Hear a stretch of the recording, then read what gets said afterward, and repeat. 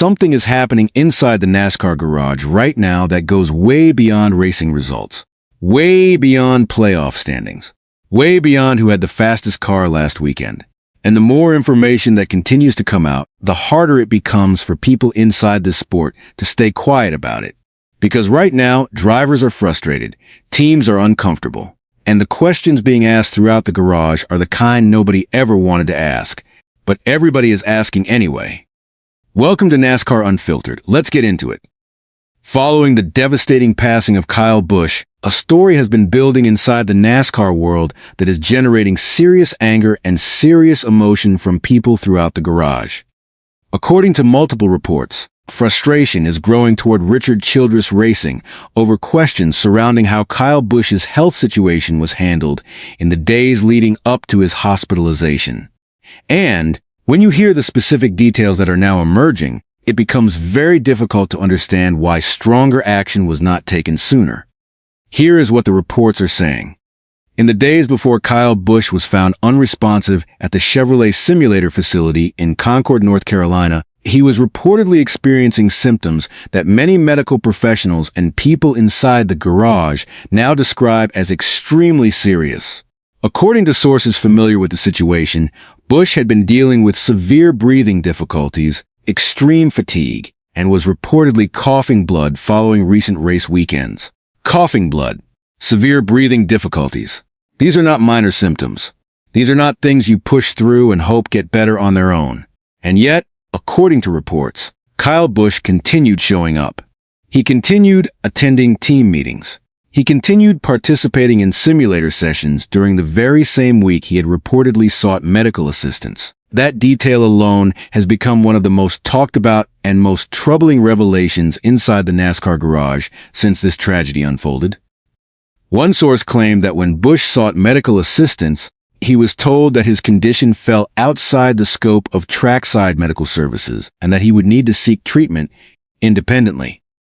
Now that is a detail that hits hard when you hear it, because Richard Childress Racing is not a small operation. This is a major NASCAR Cup Series organization with resources, staff, and infrastructure. And the idea that a driver experiencing those kinds of symptoms was essentially pointed elsewhere, rather than being immediately escalated to urgent care, has left a lot of people inside the sport furious. One veteran Cup Series driver, speaking anonymously, reportedly expressed intense frustration, saying that if someone is struggling to breathe and coughing blood, somebody needed to step in. And honestly, when you hear it put that plainly, it is almost impossible to argue with that logic. This was not a driver nursing a bruised rib or pushing through a minor illness. These were symptoms that, in hindsight, were pointing directly toward the severe pneumonia and sepsis that ultimately took Kyle Busch's life at 41 years old. Now here is where this story becomes even bigger than one team and one organization, because what many drivers and former competitors are pointing toward is not just what happened at RCR, it is the broader culture of NASCAR itself. And this is a culture the sport has celebrated for decades. Toughness, determination, the refusal to quit, the willingness to compete through pain, exhaustion, and physical discomfort. NASCAR has always honored the competitor who keeps going when everybody else would stop. And that mentality is part of why fans love this sport as deeply as they do. But now, people are asking a painful question. Did that same culture, the culture of pushing through no matter what, contribute to what happened to Kyle Busch? One driver reportedly described it plainly, saying that NASCAR racers are conditioned to believe they should keep going unless they are physically incapable of continuing. And if you think about that mindset in the context of what Kyle Busch was experiencing, breathing difficulties, fatigue, coughing blood, it is not hard to imagine a competitor like him refusing to step back, refusing to admit how serious things had become. Because that was Kyle Busch. That relentless, unstoppable determination was the very thing that made him one of the greatest NASCAR drivers who ever lived. 2 Cup Series championships, 63 Cup wins, 234 victories across NASCAR's top 3 national series. A career built entirely on refusing to give an inch to anyone for any reason. If there was ever a driver who would compete while seriously ill because that is simply who he was and what he believed in, most people who knew Kyle Busch would tell you he absolutely fits that description. And that makes this entire situation even more heartbreaking. It is important to be clear about what we know and what remains uncertain.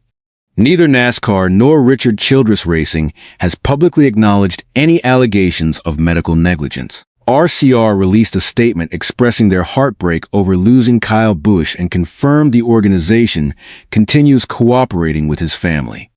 There has been no official finding of negligence at this point, and medical experts have pointed out that sepsis can progress with terrifying speed, even in otherwise healthy people, meaning nobody can say with absolute certainty whether earlier intervention would have changed the outcome. But here is the thing.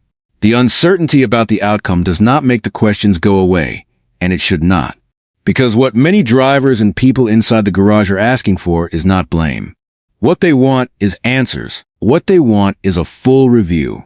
What they want is to understand exactly what happened in those final days, so that this sport can learn every lesson possible and make sure nothing like this ever happens again.